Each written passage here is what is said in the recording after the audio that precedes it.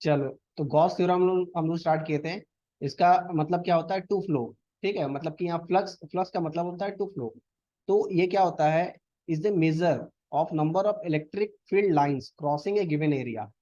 कोई भी एक एरिया है, मान लो एक सर्कुलर एरिया, इसके बीच में कितना इलेक्ट्रिक फील्ड लाइन क्रॉस कर रहा है, वही फ्लक्स कहलाता है। इसका ये मतलब हुआ। अब जैसे हम लोग पढ़े थे, वाटर का फ्लो होता है, याद करो, फर्स्ट ईयर में, 11th में पढ़े होंगे। तो वाटर फ्लो होता है, तो क्या पढ़ते थे उसमें भी? वहां भी एक फ्लो वर्ड आया था ना। तो सेम उसी तरीके से जैसे वाटर फ्लो होता है, उसी तरीके से हमने देखा कि इलेक्ट्रिक फील्ड भी फ्लो ही होता है ना। तो उसका स्टडी करना भी जरूरी है, कितना फ्लो होता है। ठीक है। तो हम लोग क्या करेंगे इसमें? कोई भी एक एरिया ले लेंगे, सपोज ये सर्कुलर एरिया है या रेक्टेंगुलर एरिया या स्क्वायर एरिया, कोई भी एरिया ले लो। उसके उसमें इलेक्ट्रिक फील्ड लाइंस कितना number of electric field line cross होता है, वह उसका फ्लो कहला जाता है। ठीक है, flow is a measure of. तो यह किस किस चीजों पर डिपेंड करता है? तो यह डिपेंड करता है, प्रेशर पर डिपेंड करता है, एरिया पर डिपेंड करता है, और एंगल पर डिपेंड करता है। ठीक है। तो देखो, आओ आगे बढ़ते हैं। देखो कैसे कैसे प्रेशर, एरिया, एंगल, ये सब चीजों पर कैसे कैसे डिपेंड करता है। तो सपोज एक नाला, एक नदी है सपोज। तो अगर हम एक सर्कुलर जो ये है, सर्कु एक क्या बोलते हैं, तार से अगर हम एक सर्कल बनाते हैं सपोज, और वो बीच में रखते हैं और एक एक बार यहाँ रखते हैं, तो किसका फ्लो ज्यादा होगा बोलो कौशिक? एक साइड में रखेंगे, एक बीच बीच धारा धार में रख देंगे, तो किसका फ्लो ज्यादा होगा पानी का, बताओ? बीच वाला भैया। बीच में ज्यादा होगा, क्योंकि यहाँ पर क्या है, प्रेशर ज्यादा है ना। तो उसी तरीके से प्रेशर पर भी डिपेंड करता है। तो हम लोग एक एक करके देखेंगे यहाँ। तो देखो पहला केस जो है, तो पहला जो केस है, उसमें क्या किया हमने, इस सर्कल को दो जगह लगाया है, दो कंडीशन में, वन और टू। तो वन, कंडीशन वन में क्या है कि देखो इलेक्ट्रिक फील्ड लाइंस जो है ना कम है, डेंसिटी कम है, और इसमें सेकंड केस में इलेक्ट्रिक फील्ड डेंसिटी ज्यादा है। तो बताओ फ्लो, फ्लक्स किस में ज्यादा होगा, वन में ज्यादा होगा या टू में ज्यादा होगा, बोलो कौशिक?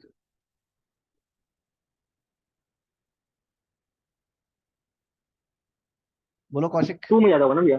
टू में ज्यादा होगा, ठीक, क्योंकि नंबर ऑफ लाइन यहाँ पर ज्यादा क्रॉस कर रहा है इस सर्कल के अंदर। चलो सेकंड केस में हाँ देखते भैया। हैं। तो यहाँ पर समझ में आया, प्रेशर समझ में आ गया ना। अब देखो एरिया पर डिपेंड कैसे करता है। अब देखो हमने क्या किया कि एक सेम इलेक्ट्रिक फील्ड लाइन है। ठीक है, एक इलेक्ट्रिक फील्ड लाइन था, वहां पर मैंने दो तरह का अलग अलग एरिया का सर्कल लिया है। पहला सर्कल छोटा है, सेकंड सर्कल बड़ा है। तो तुम बताओ कि फ्लक्स, फ्लक्स किस में जाओ, number of electric field line किस में ज्यादा क्रॉस करेगा, बोलो कौशिक? वन में या टू में?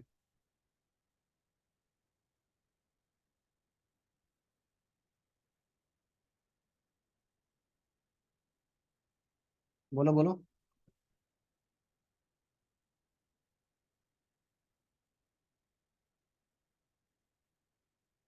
भैया नंबर ऑफ लाइन किस में ज्यादा क्रॉस कर रहा है, बोलो?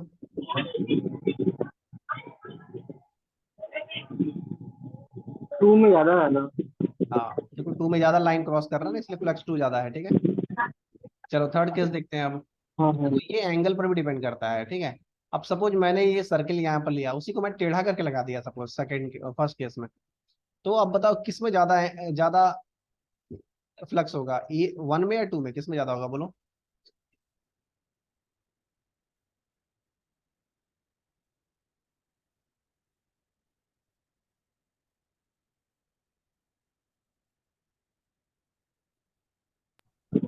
भैया वन में ज्यादा होगा। वन में हाँ वन कैसे ज्यादा वन में होगा? नहीं। वन में।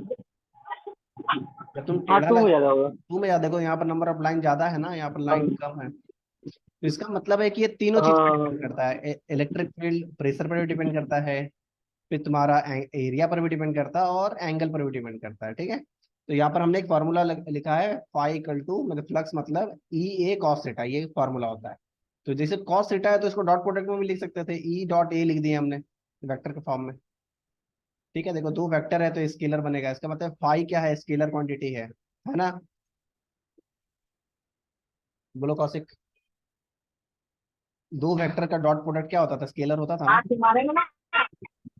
हाँ भैया। तो देखो यहाँ पर कॉस थीटा है ना, तो डॉट प्रोडक्ट आ जाएगा ई, और यहाँ पर ये क्या हो जाएगा, स्केलर क्वांटिटी हो जाएगा बस। चलो आगे देखते हैं। तो अब देखो हमने फिर क्या बोला, five equal to E, E dot A area vector ना, ये cos थीटा हो जाता है। तो अब देखो क्या क्या क्या हमें आगे पढ़ना है, हमें पढ़ना है कि एरिया फैक्टर एक होता है, जो कोई भी सरफेस ले लेंगे तो उसके परपेंडिकुलर एक क्या होता है ना, कि एक एरिया फैक्टर बनता है। ठीक है, पूरे सरफेस एरिया फैक्टर बनता है। तो इसके क्या करते हैं, सरफेस का परपेंडिकुलर हमारा ये आउटवर्ड डायरेक्शन में होना चाहिए, ऊपर के डायरेक्शन में। ठीक है, क्योंकि हमें अभी फ्लक्स पढ़ना है आगे। तो देखो हमने यहाँ पर एक एरिया, हमने वही सेम सर्किल लिया और एक एंगल में लगाया यहाँ पर। तो इसका परपेंडिकुलर क्या होगा, ऐसा होगा। तो यहाँ पे एक एरिया वेक्टर होगा, दैट इज ए वेक्टर, ऐसे आ जाएगा, जो कि cos थीटा से है। देखो इलेक्ट्रिक फील्ड से cos थीटा में बना हुआ है ना।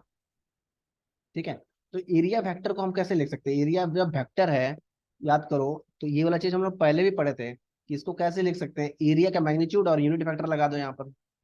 कोई भी वेक्टर, वेक्टर को आप मैग्नीट्यूड और उसका यूनिट यूनिट वेक्टर लगा दोगे तो ये ऐसे ही लिखा जा सकता है। ठीक है, क्लियर है।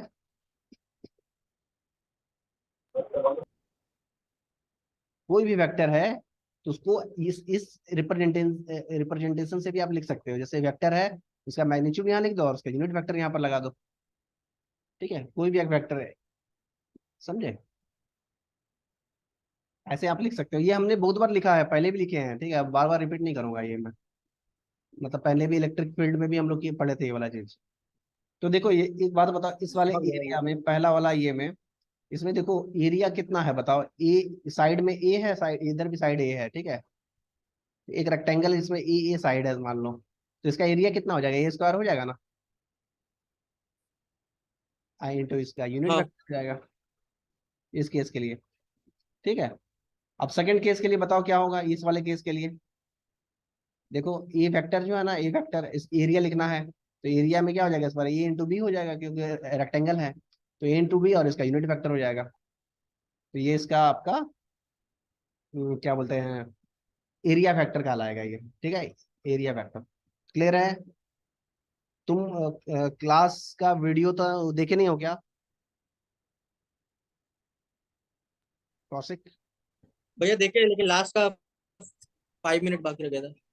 अच्छा, चलो देखा करो, क्योंकि कभी एब्सेंट हो गया तो मान लो, इसीलिए तो बनाया जाता है ना। चलो नेक्स्ट।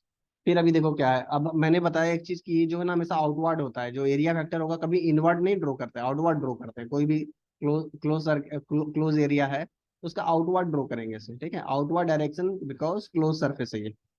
तो अब देखो आगे बढ़ते हैं फिर। Flux equal to E dot A है, ये cos थीटा है ना, ये ए क्या है, सरफेस एरिया है, एन क्या है, unit factor perpendicular to surface है। ठीक है, अब नेक्स्ट इसका एसआई यूनिट क्या होगा। तो देखो ई का यूनिट क्या होता है, न्यूटन पर कूलम होता है, हमें पता है, पढ़े थे ना, equal to F divide by Q. तो फोर्स क्या होता है, न्यूटन, सी कूलम होता है। तो न्यूटन कूलम, और एरिया का यूनिट होता है मीटर स्क्वायर, तो ये लिख सकते हैं। या तो एक और यूनिट पढ़े थे, वोल्ट पर मीटर भी पढ़े थे, और यहाँ मीटर स्क्वायर तो रहेगा ये एरिया का। तो मीटर मीटर कैंसिल हो जाता है, वोल्ट इंटू मीटर भी हो जाएगा। तो प्लस का यूनिट वोल्ट मीटर भी होता है, या तो न्यूटन पर कूलम मीटर स्क्वायर हो जाएगा। ठीक है, और हमने क्या पढ़ा, ये वेक्टर क्वांटिटी नहीं होता है, स्केलर क्वांटिटी होता है। स्केलर का मतलब हो गया कुछ भी हो सकता है, पॉजिटिव नेगेटिव जीरो कुछ भी हो सकता है ये। ठीक है, जैसे एक नंबर है, स्केलर का मतलब होता है एक नंबर, बस मैग्नीट्यूड है, डायरेक्शन नहीं है इसका। ठीक है, चलो आगे बढ़े। समझ में आया, कौशिक बोलो। हाँ चलो, अच्छा एक बात बताओ, इसको पता है कि नहीं आज क्लास है, सानिया को। भैया, रेगुलर आज रहता है तो आज भी पता होना चाहिए ना। आ गई सानिया, आ गई। सानिया कहाँ चली गई थी तुम।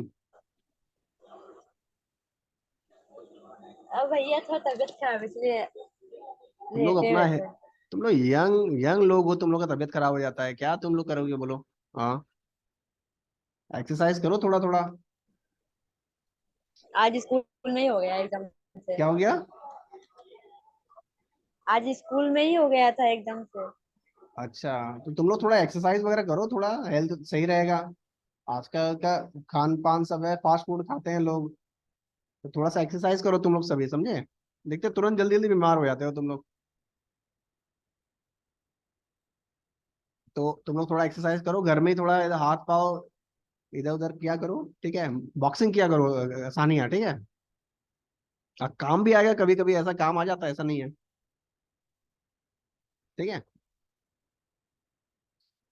चलो अब नेक्स्ट है, हमने पढ़ा उसके बाद कुछ प्रॉब्लम्स बनाए थे, ठीक है। तो find the flux of electric field. तो ई आई एक इलेक्ट्रिक फील्ड दिया हुआ है थ्रू द एरिया सोन। तो एक एरिया देखो यहाँ पर गिवन है। तो एरिया देखो क्या है, ये तो एक्स एक्स प्लेन में है ना एरिया, और उसी प्लेन से इलेक्ट्रिक फील्ड भी क्रॉस कर रहा है। तो रियल में तो इस एरिया में कुछ भी क्रॉस हो ही नहीं रहा है। तो इसके कारण क्या होगा, इलेक्ट्रिक फील्ड इसका जो फ्लक्स होगा वो जीरो हो जाएगा। देखो अगर मैथमेटिकल भी सोचो, ई ए होता है ना, ई के जगह में ई आई जो है लिख लो, और एरिया की जगह में क्या होगा, मैंने क्या बताया था कि एरिया वेक्टर होता है। तो एरिया वेक्टर क्या हो जाएगा, एरिया ए स्क्वायर हो जाएगा। और ये किस डायरेक्शन में, के डायरेक्शन में, तो के डायरेक्शन लिख दिया यहाँ पर। तो यहाँ देखो के डायरेक्शन लिख दिए। और हमें पता है डॉट प्रोडक्ट में आई डॉट जब क्रॉस होता है तो क्या होता है, जीरो हो जाता है। आई डॉट आई रहता है तो वन होता है, बट आई डॉट के जब हो जाता है जीरो हो जाता है। यहाँ पर देखो कुछ भी क्रॉस नहीं कर रहा है, ऐसे भी समझो। ये दूसरा प्रॉब्लम हमने बनाया। अच्छा उसके बाद हम समझ रहे थे इस चीज को आगे। स्पेशल केस, जब थीटा का वैल्यू 90 डिग्री होगा तब क्या होगा। तो देखो जब थीटा का वैल्यू जब 90 डिग्री होगा, तो केस वन है ये कि जब थीटा का वैल्यू 90 डिग्री होगा तो रियल देखो कुछ भी क्रॉस नहीं हो रहा ना, यहाँ भी देखो इस केस में मतलब इलेक्ट्रिक फील्ड लाइन के ही डायरेक्शन में ये है। देखो इसके ही डायरेक्शन में ये आ गया ना, मतलब कुछ भी क्रॉस नहीं हो रहा है यहाँ पर इस ये से सरफेस में। तो इसी तरीके से यहाँ तक क्रॉस नहीं हो रहा है, तो क्रॉस नहीं होगा तो ऐसे भी जीरो हो जाएगा, ठीक है। तो देखो क्या, और ऐसे भी फॉर्मूला भी देखो, ये कॉस थीटा होता है, कॉस थीटा कॉस 90 का वैल्यू जीरो होता है हमें पता है। तो फाइव इक्वल टू जीरो हो जाएगा। क्लियर है ना Kaushik. So no electric field are crossing the area, इतना हमें समझ में आ गया है। फिर दूसरा एक और क्वेश्चन बनाए थे, find find flux of electric field E not जो है के डायरेक्शन में है। देखे देखो ई नॉट जो है के डायरेक्शन में है थ्रू द एरिया सोन। तो क्या होगा, एरिया भी देखो क्या है, अभी भी ए इंटू ए है ना, ए स्क्वायर है। तो फॉर्मूला देखो इसका मतलब अभी समझ में आ रहा है कि बहुत सारे इलेक्ट्रिक फील्ड लाइन है जो क्रॉस कर रहे हैं इसके अंदर। इसका मतलब जीरो नहीं होगा, इतना तो समझ में आ गया। तो कितना वैल्यू होगा, देखो ई के जगह में क्या लिखेंगे, ई नॉट के लिखेंगे, एरिया के जगह में क्या लिखेंगे, ए स्क्वायर इंटू के यूनिट फैक्टर लिखेंगे। अब देखो डॉट प्रोडक्ट में क्या होता है, के इंटू के वन होता है हमें पता है। और ये क्या हो जाएगा, E not into E not it is a square हो जाएगा। और वन तो लिखने की जरूरत ही नहीं है। तो देखो आंसर क्या है, ए सही है। कौशिक समझ में आया बोलो।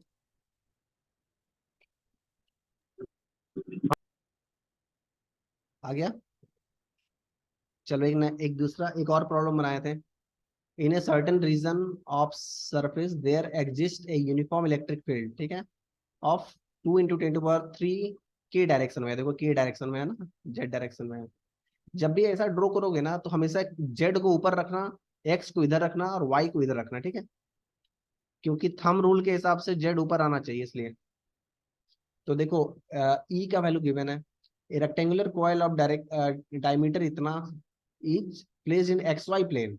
तो एक्स वाई प्लेन में है, इसका मतलब है कि यूनिट जो एरिया वेक्टर होगा वो जेड डायरेक्शन में होगा, के डायरेक्शन में होगा।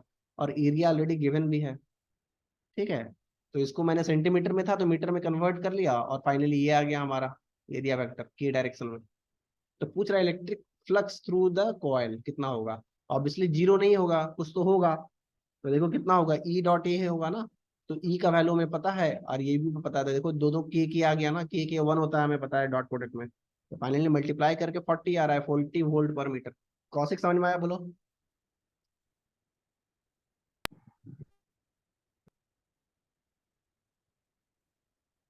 बोलो कौशिक। हाँ भैया। ठीक है। और सानिया ये कहाँ रह गई ये आनंदिता।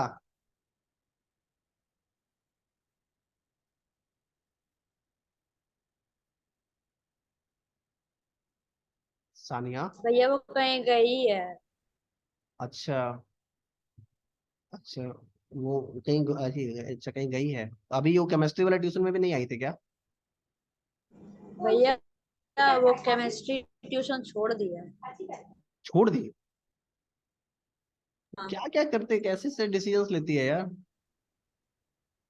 ऐसे अरे वो अब। क्या है ना, टीचर है ना, वो पीछे पड़ गई थी ना लास्ट में, उसका छुड़वा के ही मानी। मतलब समझे नहीं, फिर से बोलो। आपको शायद बताया, टीचर कह रही थी कि ट्यूशन छोड़ के जहाँ वो कह रही है स्कूल के टीचर से लगवाने के लिए, तो उसकी मम्मी को कह रही थी, तो इसीलिए फिर लास्ट में छोड़ दी वो। अच्छा अच्छा। पर जहां भी छोड़िए, जिसको भी पकड़ना है जल्दी पकड़ो, ठीक है। अभी 12th में यार एकदम रिस्क नहीं लेना है, समझे। अगर कोई सही से है तो तुम ज्यादा, इससे ज्यादा रिस्क नहीं लो। 12th बहुत दिक्कत हो जाता है, ठीक है। और 12th इतना जल्दी खत्म हो जाएगा, पता भी नहीं चलेगा तुम्हें। चलो हाँ, वो हमारा। स्कूल के टीचर से। अरे स्कूल का टीचर से कभी नहीं पढ़ना चाहिए क्या? क्या बोली, फिर से बोलो। क्लास क्लास टीचर उसी को तो लगवाई है, स्कूल के टीचर से पढ़ रही है, इसलिए तो छोड़ दी। तो वो दुर्गापुर जाती है क्या पढ़ने के लिए? हाँ, दुर्गापुर अभी एक ही दिन गई है, सिर्फ संडे को गई है, कह रही थी। अरे यार बहुत बड़ा बेवकूफी करती है, कभी भी ना, कभी भी स्कूल टीचर से नहीं पढ़ना चाहिए ट्यूशन, पता है।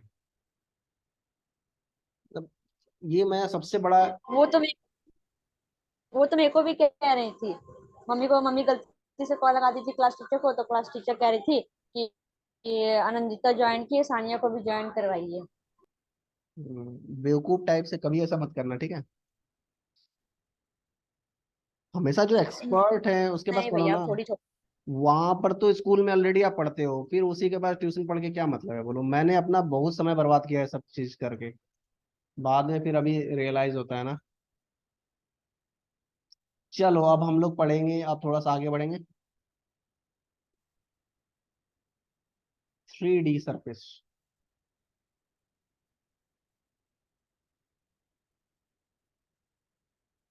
होपफुली देखो, मेरा प्लान तो है कि तुम लोग एक्स्ट्रा क्लास में आते ही नहीं हो, नहीं तो इस वीक ही मैं खत्म कर देता ये। चलो लिखो, कुछ कुछ लाइंस है, लिखो तुम लोग भी साथ साथ। देखो, the surface is to be divided into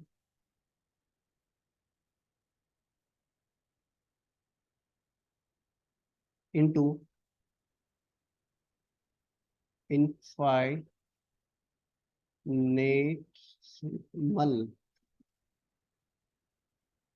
element. मतलब बहुत छोटा एलिमेंट, ठीक है। कोई भी बॉडी को बहुत इन्फिनेटली स्मॉल एलिमेंट में डिवाइड किया जा सकता है। Of area dA and flux is to be evaluated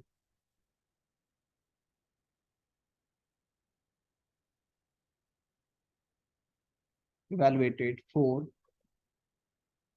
each element, for each, sorry, each element। ये एलिमेंट है, ठीक है, each element and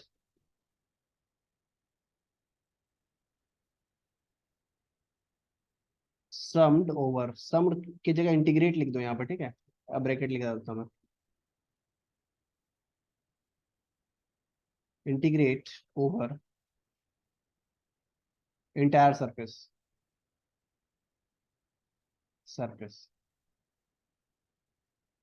चलो मान लो ये बहुत बड़ा सरफेस है, ठीक है। और यहाँ से क्या हो रहा है, इलेक्ट्रिक फील्ड क्रॉस कर रहा है,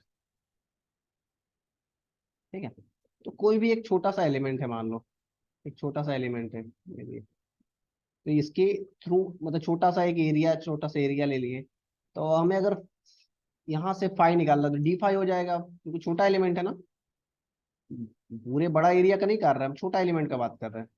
तो उसको हम ऐसे भी लिख सकते हैं ना, छोटा एरिया को। तो इलेक्ट्रिक फील्ड तो कांस्टेंट है, और उसमें डी एरिया मल्टीप्लाई हो जाएगा, ठीक है। तो फाइनली जब फाई आपको निकालना है तो ई,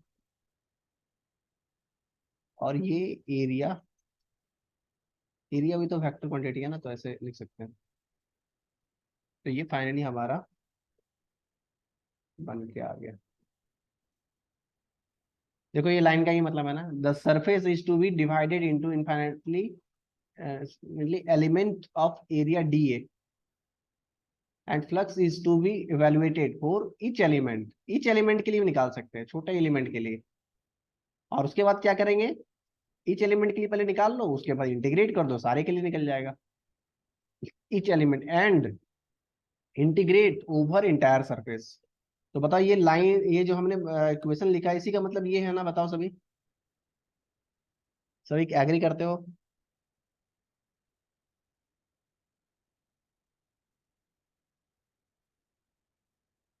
बोलो, कोई डाउट है इसमें तो बोलो।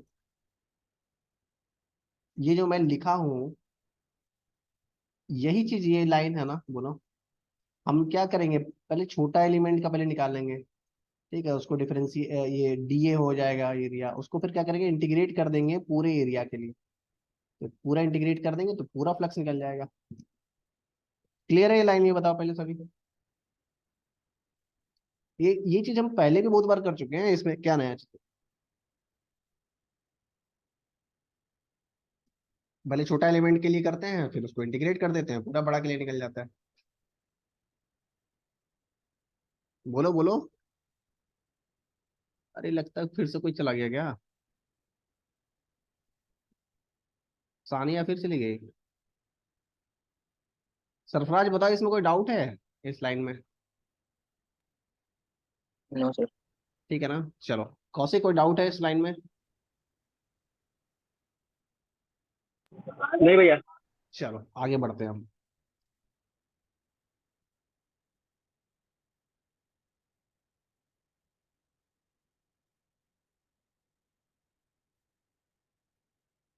अभी क्या करो ना, मंडे मंडे मंडे अभी जब एक्स्ट्रा क्लास है ना, तो मंडे को भी कर लिया करो। जितना जल्दी जल्दी होगा अच्छा रहेगा ना तुम लोग का। क्योंकि एक दिन में ज्यादा पढ़ने से अच्छा है कि ज्यादा दिन थोड़ा थोड़ा पढ़ो। गलत बोल रहा हूँ सरफराज? बोलो।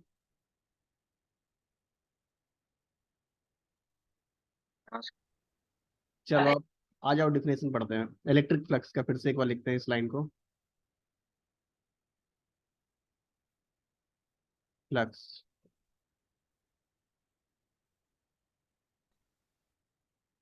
Is a measure of,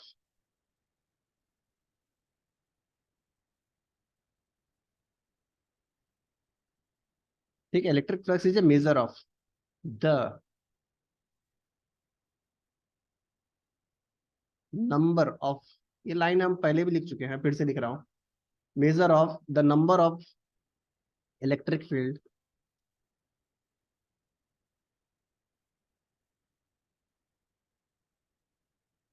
lines crossing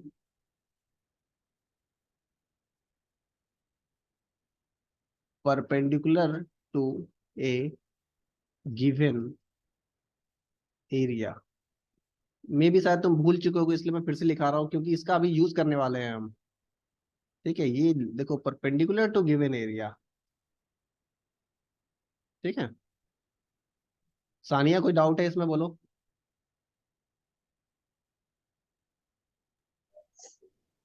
नहीं भैया। ये लाइन तो बहुत आसान है ना, बहुत पहले भी ये लाइन को लिख चुके हैं, बट इसका हम लोग यूज बार बार करने वाले हैं अभी, इसलिए मैं फिर से लिखा रहा हूँ इस लाइन को। तो क्या है ना, परपेंडिकुलर टू गिवन एरिया। तो सपोज अगर परपेंडिकुलर ऑब्जेक्ट और परपेंडिकुलर में नहीं है, तो हमें क्या करना पड़ेगा, वो हम लोग अब नेक्स्ट लाइन में पढ़ने वाले हैं। तो हमने पढ़ा है phi equal to A dot D phi. ठीक है, सॉरी गलती लिख दिया,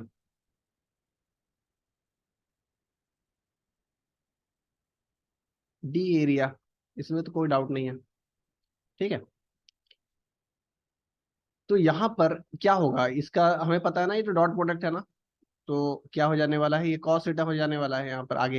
ई ई कॉस थीटा हो जाता है ना, तो why we take cos theta here, this is very important, why we take cos theta, ये बहुत इंपॉर्टेंट है।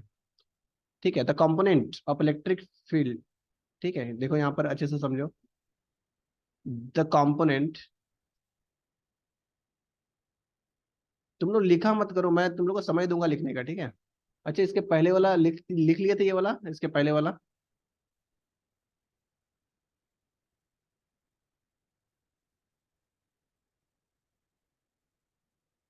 हेलो, हाँ भैया। लिख लिए थे ये वाला। हाँ। चलो बहुत अच्छे, बहुत अच्छे, नाइस। चलो आगे इसको लिखते हैं। द कंपोनेंट, ठीक है, the component of electric field,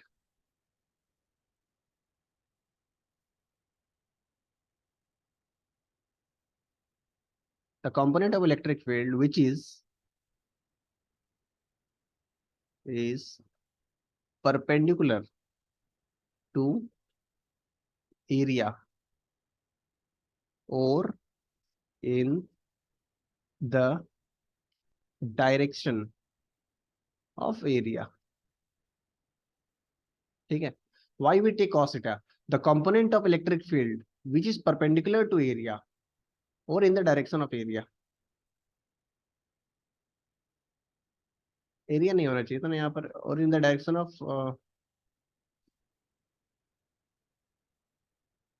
अच्छा चलो ठीक है। मतलब देखो क्या है, the component of electric field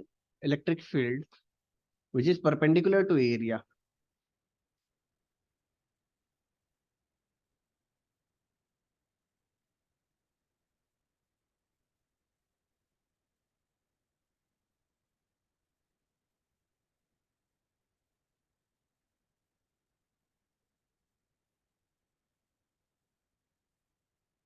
ठीक है, एक्चुअली ये जस्ट ओपोजिट, मतलब उल्टा तरीके से लिखा है इस चीज को, ऐसे समझो चाहे ऐसे समझो, ठीक है। मतलब कि component of electric field which is perpendicular to area, मान लो कि कोई एरिया इस तरीके से होगा और इलेक्ट्रिक फील्ड इधर से होगा।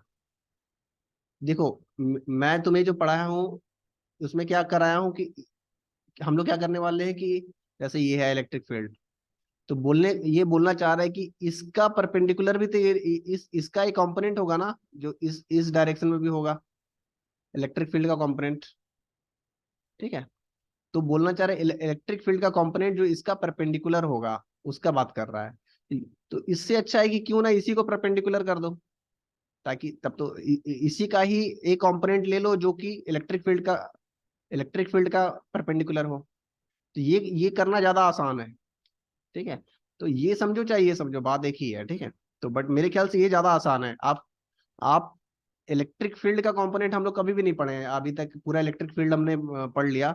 इलेक्ट्रिक फील्ड का कंपोनेंट नहीं पढ़े हैं हम लोग, एरिया को वो कंपोनेंट ले लो जो कि इलेक्ट्रिक फील्ड का परपेंडिकुलर है। तो बात एक ही है, समझ रहे? तो यहाँ पर तो ठीक ही है ये वाला यार एरिया। समझ में आया कौशिक? ये बताओ पहले क्या मैं बोलना चाह रहा हूँ। भैया कंफ्यूज हो गया मैं। ठीक है, अब देखो इसमें क्या है, इसमें क्या है ना कि हम जैसे एक चीज बताओ, ये एक देखो इलेक्ट्रिक फील्ड फ्लक्स क्या है, electric flux is a measure of number of electric field lines crossing perpendicular to the given area. इसका मतलब है कि इसका मतलब है कि जैसे ये था पहले केस में, कितना क्रॉस कर रहा था, इसमें कोई प्रॉब्लम है ये बताओ पहले तुम। इसमें कोई प्रॉब्लम है कि इतने सारे 1 2 3 4 5 लाइन क्रॉस कर रहा है, इसमें कोई प्रॉब्लम है ये बताओ पहले, बोलो कौशिक।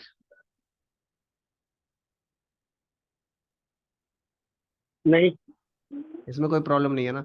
अब देखो क्या है कि अभी इलेक्ट्रिक फील्ड लाइन ऐसे ही फ्लो कर रहा था, बट क्या हुआ, एरिया हमने थोड़ा सा टेढ़ा रख दिया, ठीक है, टेढ़ा रख दिया हमने, इसका एरिया वेक्टर कुछ ए ऐसे हो जाएगा। तो क्या करेंगे अब, अभी तो देखो ये मतलब क्या है, डेफिनेशन क्या है, फ्लक्स क्या होता है, perpendicular to the given area, ठीक है। तो मैं बोलना चाह रहा हूँ देखो, आइदर आप इसी का ही एक कंपोनेंट ऐसे ले लो परपेंडिकुलर, cos थीटा में कुछ होगा ना, ये एंगल में कुछ एंगल होगा, क्यों ना इसी का ही जो एंगल ले घुमा दो इसे, तब ये भी देखो अभी भी परपेंडिकुलर हो जा रहा है, अभी भी परपेंडिकुलर हो जा रहा है ना इलेक्ट्रिक फील्ड का।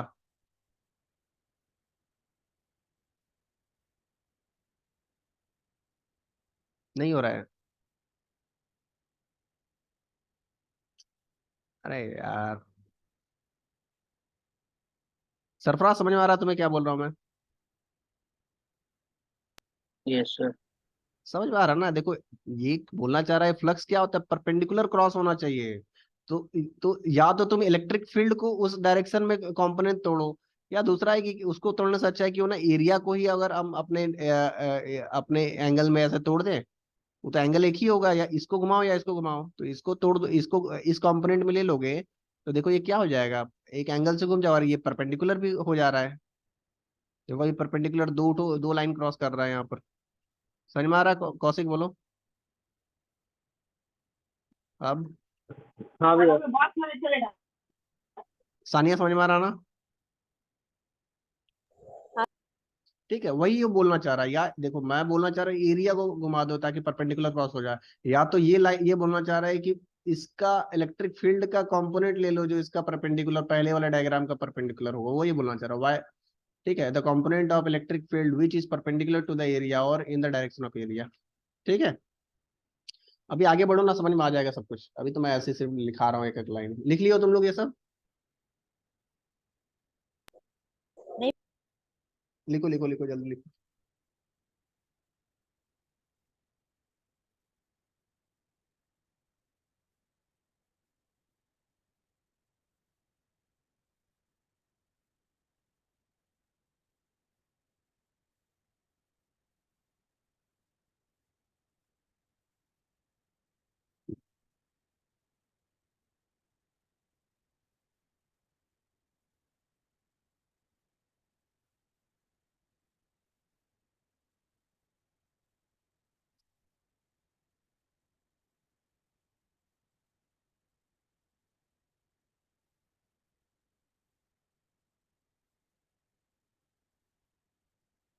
लिख लेने के बाद ना फिर नया एक ये मुझे भेजो, लिंक भेजो, ठीक है, क्योंकि नया दूसरा इसमें टॉपिक शुरू करेंगे ना इसमें,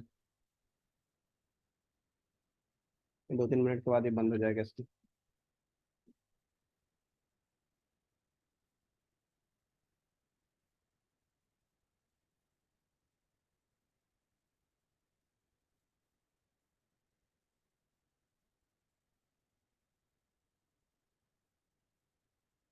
संडे 9 बजे क्लास होगा ना?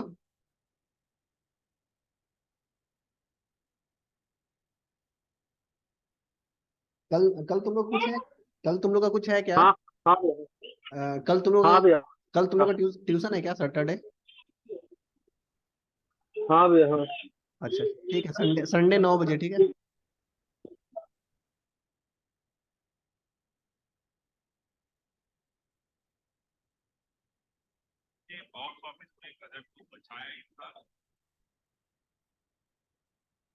हेलो।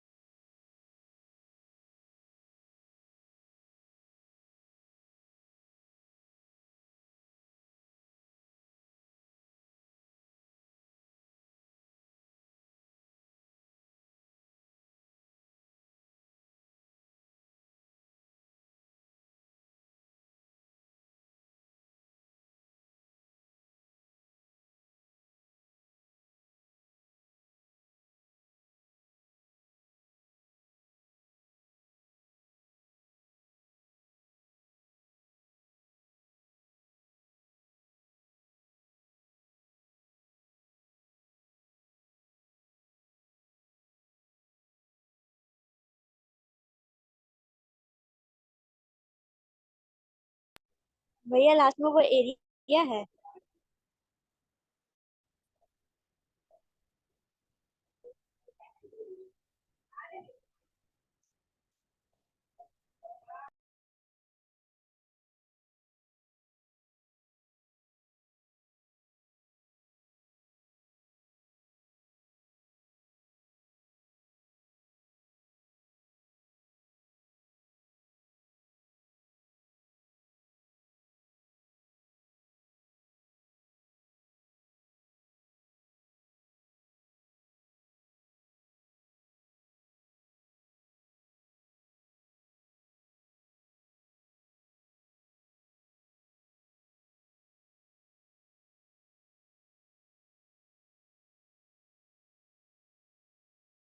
हाँ हाँ एरिया है, क्या बोलते हैं, देखो गॉस थ्योरम तो संडे खत्म हो जाएगा, समझे? क्या, कहाँ गया सरफराज?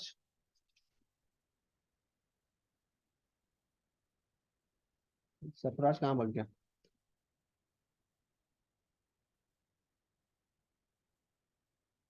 भैया नेटवर्क इशू हो रहा है उसका। अच्छा, जियो, मेरा कैलकुलेशन के हिसाब से गॉस थ्योरम संडे को खत्म हो जाएगा, ठीक है। और इसमें मगर एक कंडक्टर करके एक चैप्टर रहता है, ठीक है, बाकी बचा हुआ रहता है। देख लेंगे उसका कितना इंपॉर्टेंस है, एक बार पहले पहले देख लेना, तो अगर अगर इंपॉर्टेंस रहा तो मंडे को कंप्लीट कर देंगे उसको। और लिंक भेजो यार जल्दी से मुझे, ये खत्म कर लो इसे, लिंक भेजो। हेलो भैया। हाँ बोलो सानिया। भैया उसमें आवाज नहीं आया था, बोलिए फिर से। वो लिख जो लियो मैं ना, मतलब यही वो लिख लियो ना, यही पूछ रहा हूँ बस। नहीं नहीं, वो लास्ट वाला एरिया ना, वो लिखना है ना हाँ एरिया, कि एरिया, हाँ वो एरिया, कट है। एरिया एरिया है, कट नहीं है, एरिया है।